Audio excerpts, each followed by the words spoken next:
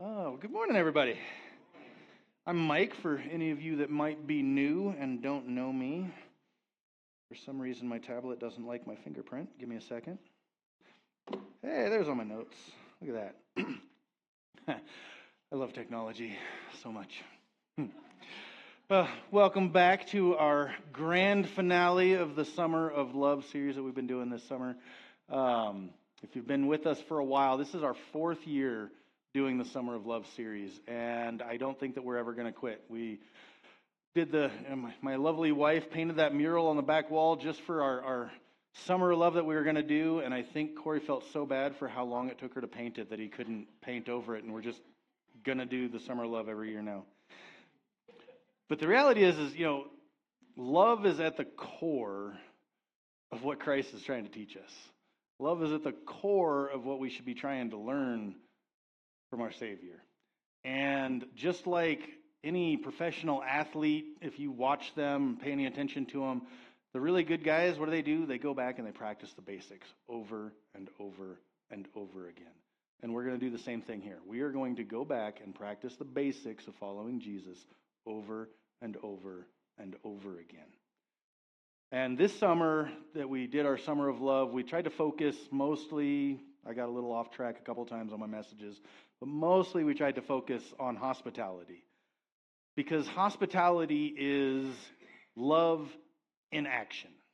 Yes, love in action. Because love is a verb. Love is an action word. Talk is cheap. Right? Words are easy to say. But talk is cheap. Actions are what matter. Even in 1 John, he tells us, says, "Dear children, let us not love with words or speech, but with actions and in truth." Don't just tell me that you love me. Show me that you love me. Who took physics in high school or college? Come on, where's my nerds at? All right, I like it. Let me be a throwback, but if you remember, work is not done unless there is action. It doesn't matter how hard I push on this podium, if I don't move it, if there's not action, I did no work. It doesn't matter how hard I push on a wall, if the wall doesn't move, I did no work. And I would argue it's the same with love. It doesn't matter how hard I say I love you. It doesn't matter how hard I think I love you, or I just feel it so strongly. If there's no action, there's no expression of love. Without action, there's no real love. The words, the thoughts, the feelings, they're basically meaningless. If I tell someone over and over and over just how much I love them, just I am so in love with you, I am so infatuated with you, I would do anything for you, but as soon as you ask me to actually do something, I went, no, you called my bluff. Now, is that really love? Even though I keep saying the words, even though if you could see into my feelings, I really feel this ooey gooey mushy feeling towards you, but it's not going to make me do anything to you specifically. But love without action is meaningless. Right? A clanging gong, as one of the writers put it. As I was working on this message, as I was reflecting on what it really means to love like Jesus did, and to love and to have hospitality, and God really saw fit to open my eyes to something that I've been struggling with pretty much my entire life. And I think I would have had a hard time putting it into words up until like last night when I was working on this. And I was praying and I was thinking and talking about love and what... I want to love well. I want to love like Jesus loves. And I want to be out there in the world, being the hands and feet of Jesus. But there's a lot of things that stop me. And a couple of weeks ago, 3-4 weeks ago maybe, Corey had mentioned in one of his messages how, especially in the West, we have kind of this sense of rugged individualism. right? That I'm going to pull myself up by the bootstraps. I don't need anybody to help me. I can do it on my own. I can do it all by my big self, as Corey likes to say, and quoting his little granddaughter. And I'm really bad about that. I can do it all by my big self, and that appeals to my sense of manliness, right? I don't need your help. I'm a tough mountain man. I can do it. I'll fix it. I don't need your help. I can do it all by myself.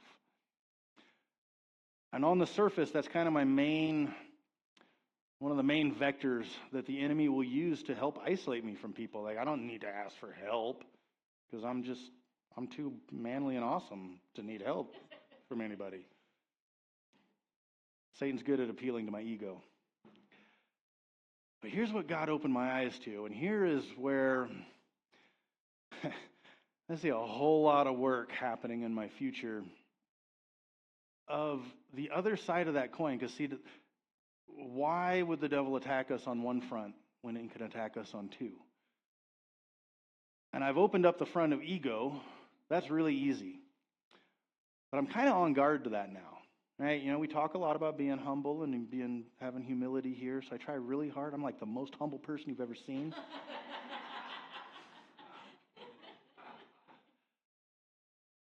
But then God opened my eyes to the fact, he says, there's something else that's keeping you from people. There's another barrier that you have. There's another avenue of attack that Satan has that you are leaving wide open.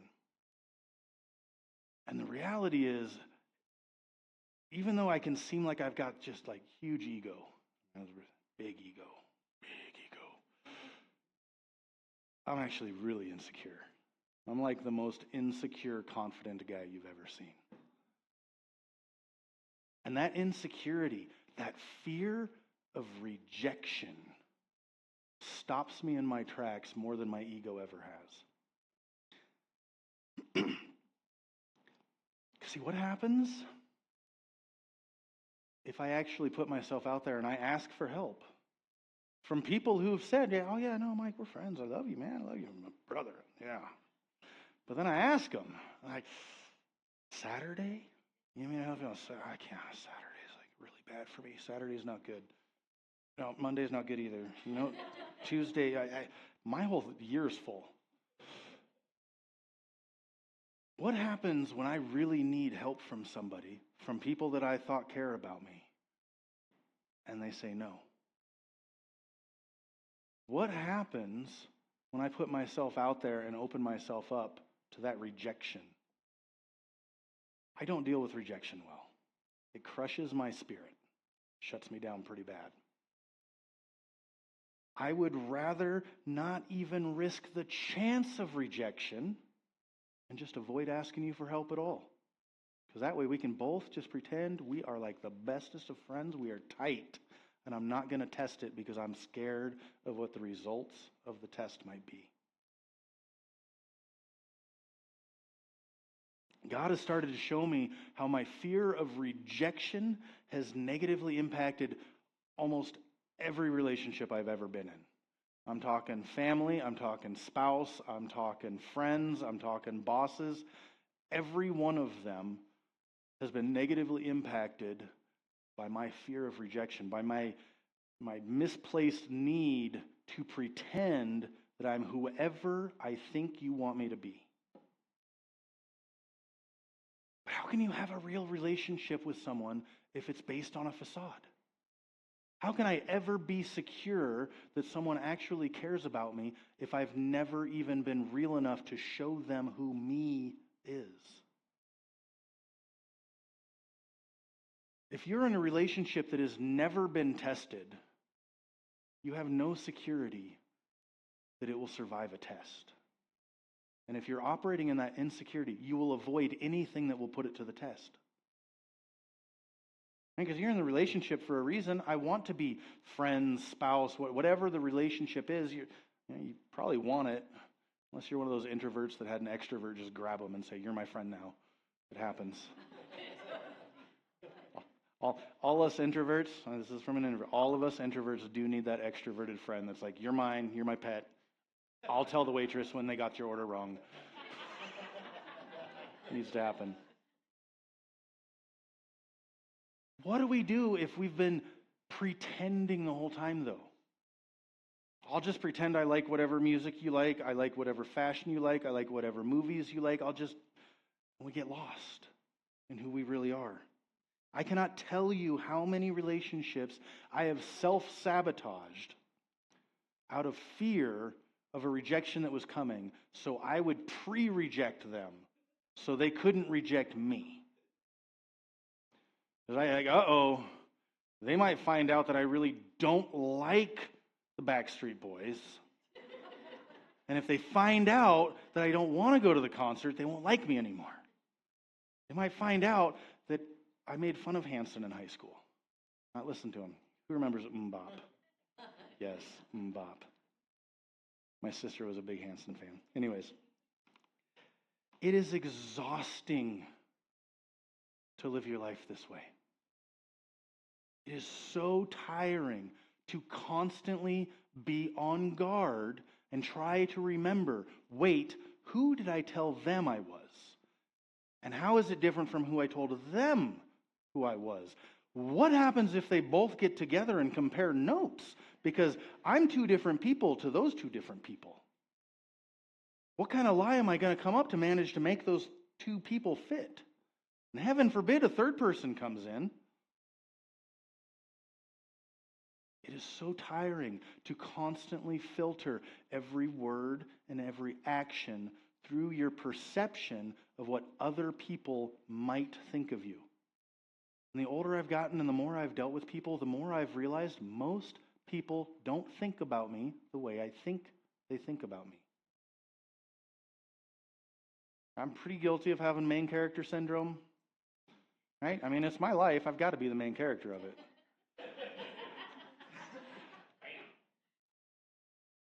I wish that just once, if I was really being totally real, and I know this comes across as very selfish, but I think most people in here can identify with this.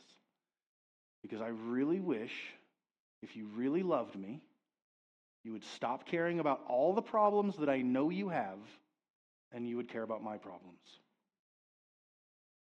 I mean, it sounds selfish, but that's pretty real. Because I know that Lacey has problems, my wife. I know my daughter has problems. I know my parents have problems. But I wish that there were days where they would just say, I don't care about any of my problems. Let's focus on you, Michael. What's going on in your life? I would feel so loved.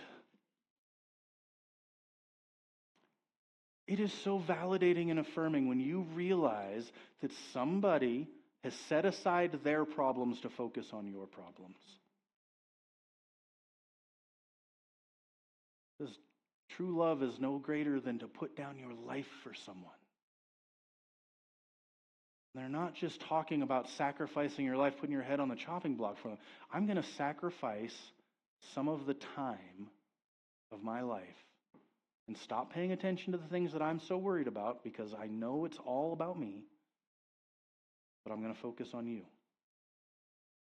You want to talk about feeling loved. You want to talk about not feeling rejected.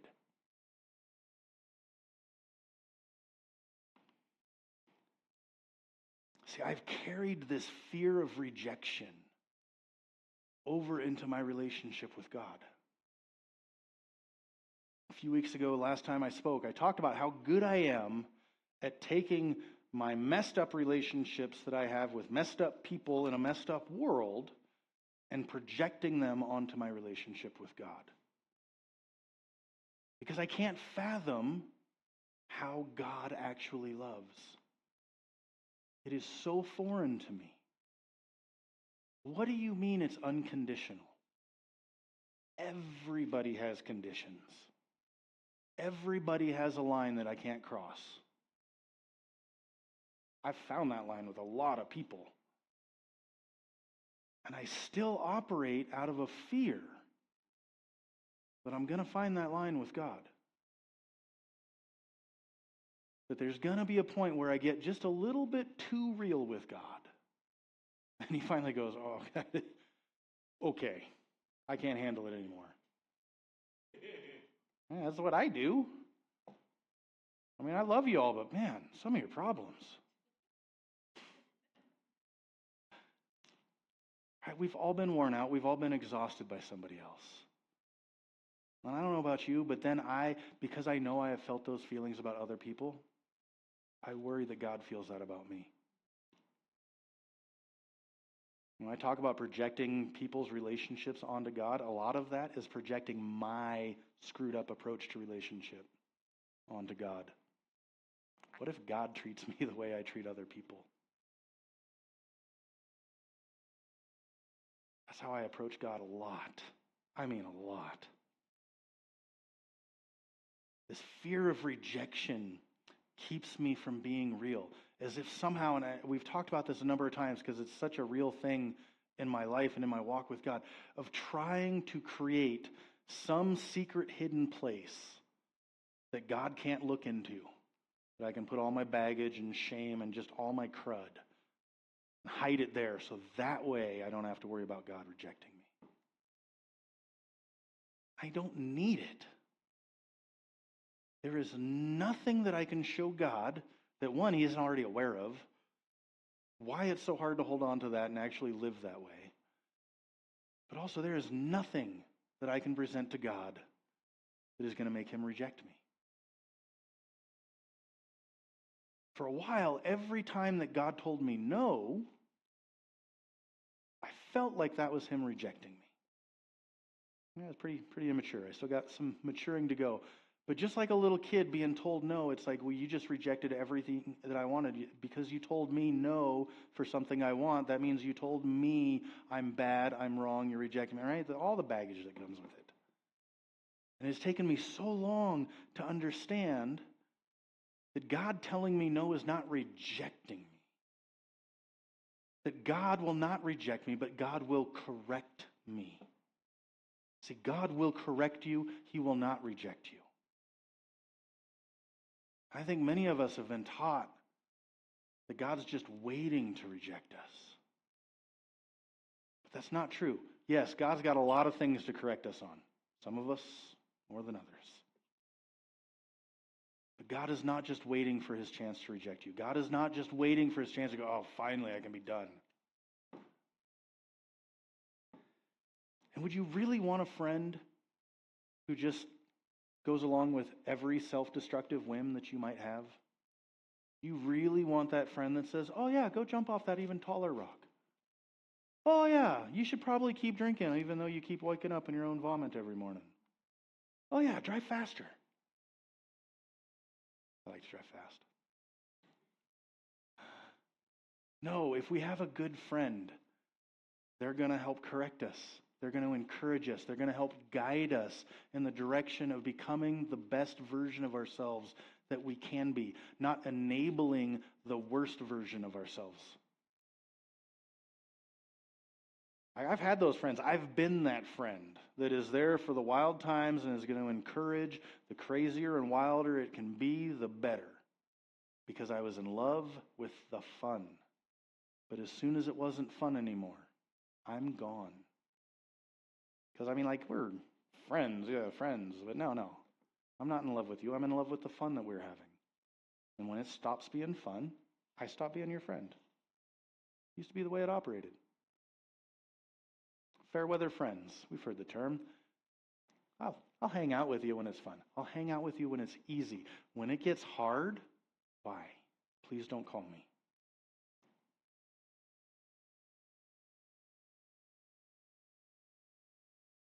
I used to put that onto God, that of course God's just, when the fun runs out with me, when I'm no longer fun for God, when I take some effort for God, he says, you're not worth the effort.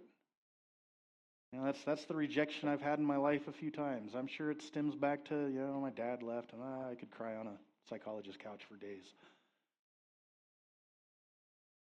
But coming to the place where I really, truly can believe and internalize and live as if I know that God isn't going to reject me. Instead of being exhausted and constantly on my guard and constantly trying to remember who I told what to impress how, I can just exist. I don't have to worry about what somebody else is thinking. I can just be me. I can be who God created me to be. or at least as close to that as I can get right now. I don't think God's done with me. I don't think God's done with you. I don't care how perfect you think you are. And when God's telling you no, it's not a rejection. It's a correction. It's not God telling you he doesn't want you. It's God telling you he wants better for you.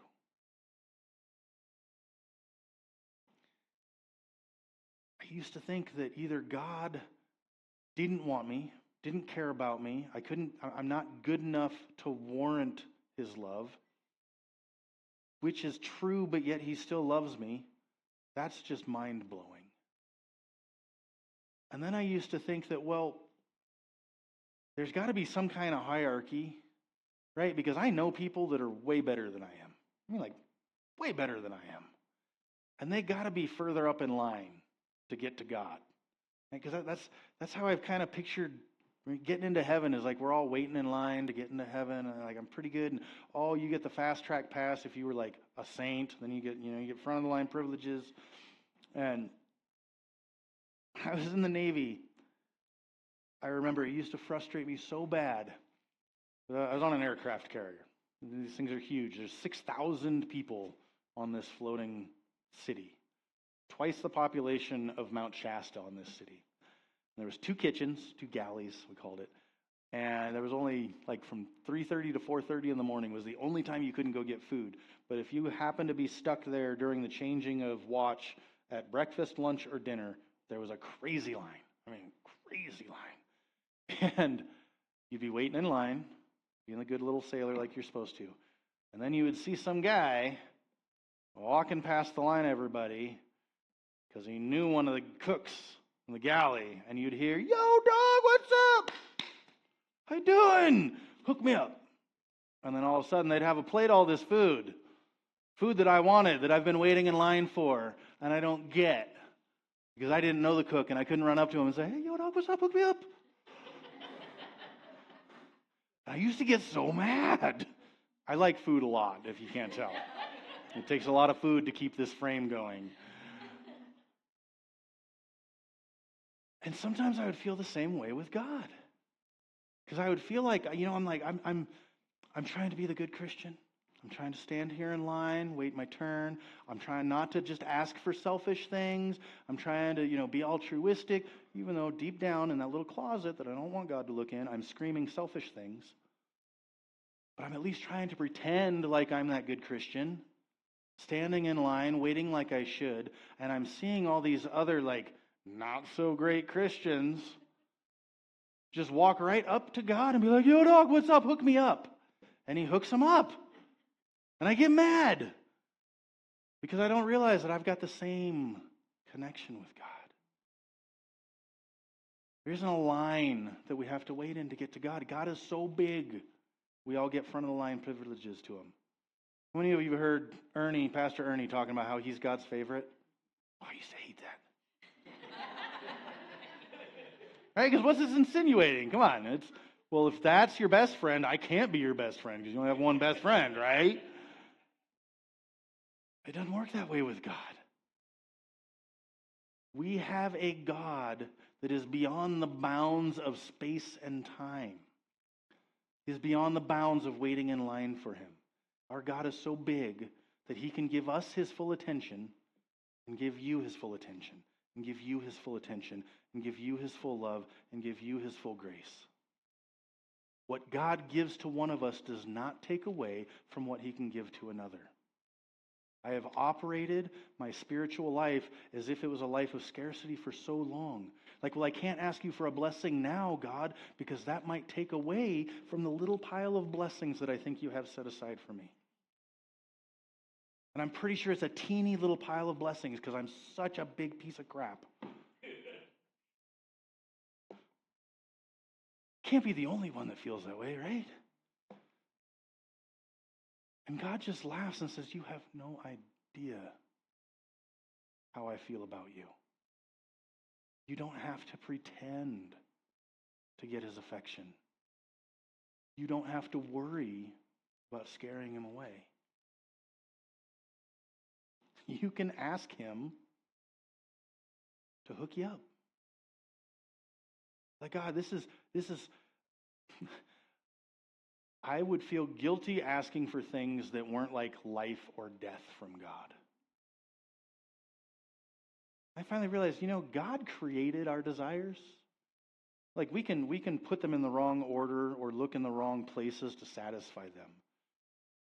But our desires are not wrong.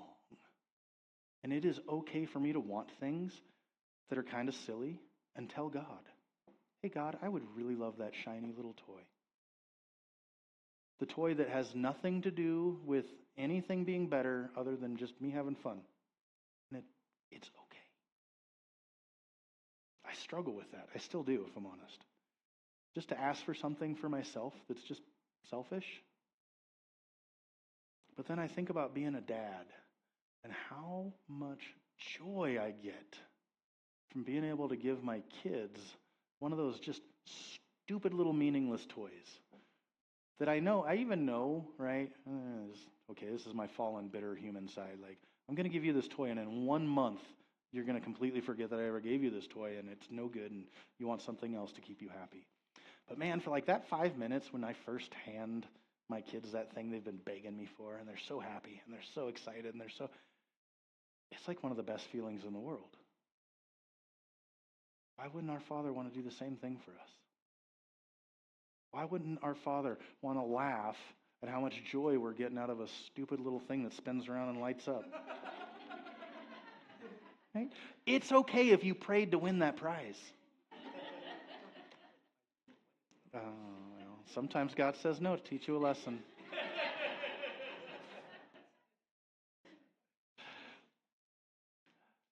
Oh. If you can approach your relationship with God without that fear of rejection, a paradigm shift will start to happen in your life. Your relationships with others will change. Because it's our fear of rejection that taints so many of our interactions with people. It puts us on guard, it helps us put walls up, and it is so hard to actually get to know somebody these days. Especially nowadays, things are so divisive. We can be 99% identical, but found 1% we don't agree on, you're my mortal enemy now. I'm so grateful for this place. We have such a range of people. Like, you take a second and just look back and forth in here. The gathering of people that we get together amicably in this room, without fighting, without snide comments, without any of that. And that's, talk about I believe in miracle power we were singing. Especially this day and age, it's miraculous. And it just goes to show you the power of love.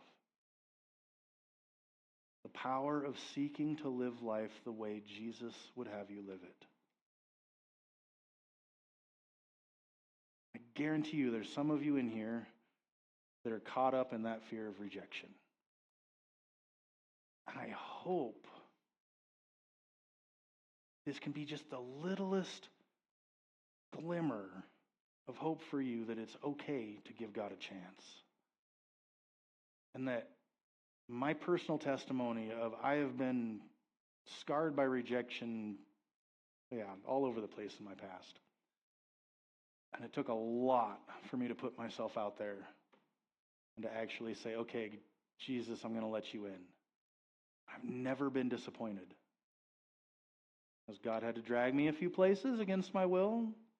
Maybe. I call myself the kicking and screaming Christian, but I gave God permission to drag me kicking and screaming if need be, where He wants me. Because I have the confidence, I have the faith now that even when I don't see it, even when it looks scary, He's taking me someplace better. Not better by the world's standards. I'm waiting for Him to drag me into that 8-bedroom mansion. Not there yet. But still better.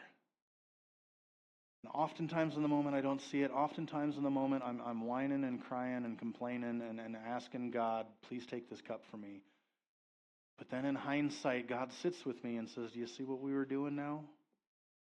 It is amazing how often I've been able to sit in retrospection with God and realize how often not only has he not rejected me, but he has come and saved me, picked me up, and put me back on the path that I need to be. So I want to encourage you guys listening. It's okay to be scared of that rejection, but take heart. It's not going to happen. Put him to the test. There is nothing that you have done or will do that will separate you from the love of God. God knows everything about you. Everything you have done, everything you might possibly maybe do, even all those things you think that you wish you didn't think. He still saw fit to make you a part of this amazing creation of his. One of our favorite Psalms here at the gathering is Psalm 139. In fact, we have it on a little brochure like this out there in the lobby. And I'll tell you what, if you're struggling with that kind of the fear of rejection or fighting any of that, or even just wrestling with what you actually mean to God, I encourage you to grab that and just make a point to meditate on it every morning for a while and see what it does. What it says here is just a snippet from it. It says, "For you created my inmost being. You knit me together in my mother's womb. I praise you because I am fearfully and wonderfully made. Your works are wonderful, and I know that full well." You are all part of those wonderful works. Don't discount yourself. Don't fall prey to the lie that somehow you were a mistake in God's creation. You were an accident. You were made by the creator of everything on purpose. I feel like if we could just actually grasp that little fact, our minds would be blown away. The creator of everything wanted you to be a part of his creation. That's some love. No reason God needed us here, but he wanted us here. Each and every one of you. Even the one sitting next to you that you're not sure why he wants them there. I love it when I get people doing this one.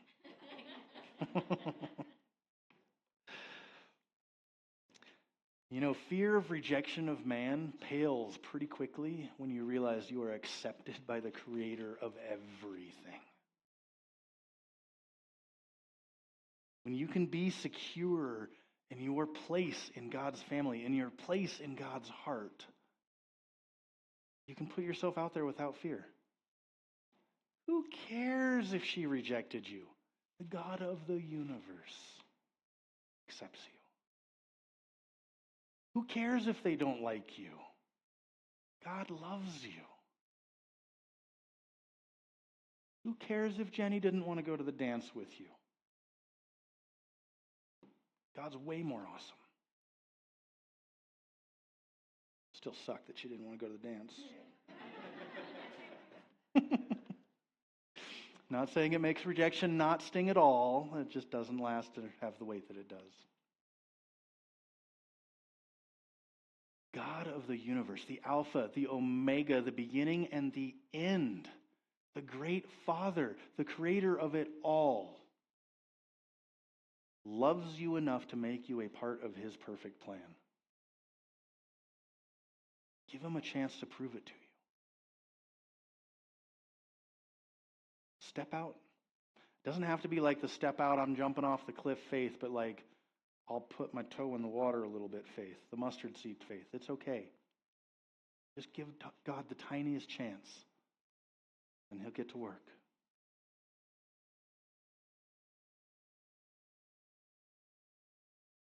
So as we wrap up this message about hospitality and being able to put yourself out there without fear of rejection, I want to leave you with these words from Hebrews. Paul writes, "Let brotherly love continue. Do not neglect to show hospitality to strangers, for thereby some have entertained angels unawares. Guys, I love that thought. That stranger that you were nice to, that you helped out just randomly, is an angel that's going back and reporting out like, God, Mike did it. It was so awesome. You should have seen what he did. Instead of it being like, more often like, God, I tried, and he just walked right past me. He ignored me. I got a lot of work to do. He says, remember those who are in prison, as though in prison with them, and those who are mistreated, since you also are in the body. Let marriage be held in honor among all, and let the marriage bed be undefiled, for God will judge the sexually immoral and adulterous. And keep your life free from love of money, and be content with what you have. It's so hard to be content with what you have when this world tells you you need more. I feel like I'd be more content if I had that 8-bedroom mansion, but you know what? This is what I am content with. God has said, I will never leave you nor forsake you. That is what I can be content in. And so we can confidently say, the Lord is my helper. I will not fear. What can man do to me? What can the rejection of a man do to me when I have the acceptance of the Creator God? What can man do to me? I can put myself out there without fear of rejection. I can be vulnerable. I can show who I am. And if you don't like me, okay. That was a very hard place for me to get to. I wanted everybody to like me. Some people just don't like me. I know, it's so hard to believe. All right, Eddie, you're laughing a little too hard there. But I can honestly say that I like 80% don't care. And it's getting better. Worship team, will you guys come up, please? When we have the worship team come up, we're going to jump into one more worship song. I'll have the prayer team up here as well. If you guys have anything that you'd like a little bit of help with, prayer over, anything like that, we love praying with you guys. And with that, speaking of praying over you guys, I'd love to pray with you guys right now.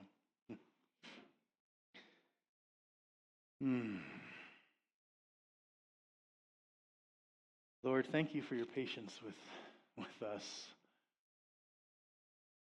Thank you for just waiting for us to be willing to give you a chance. God, I thank you personally for you've shown over and over and over again that the things that I thought would be what you rejected me over just didn't do it. That somehow your arms were still open, that your mercy was still available, your grace was still fully given. God, help us to live in the reality of your love, to live without fear of rejection, to see what this world could become when we can just go out and be your hands and feet without fear of what others might think about us.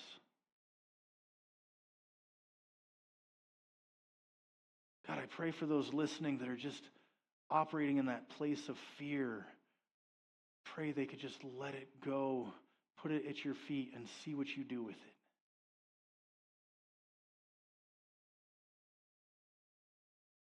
God, I pray that you would give us rest. Reassure us that it's okay. That even as the chaos of the storm rages around us, that we can keep our eyes on you. And somehow, even though it doesn't make sense, we are at peace.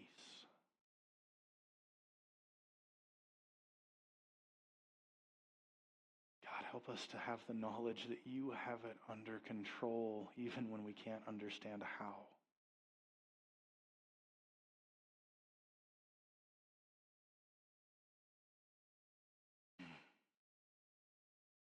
Lord, thank you for this time together. Thank you for this chance to come together and praise you. Lord, we are so grateful. Pray for blessings on everyone listening. May this week just be filled with joy and an opening of the eyes to just how much the creator of everything really values you. Thank you, God. Amen.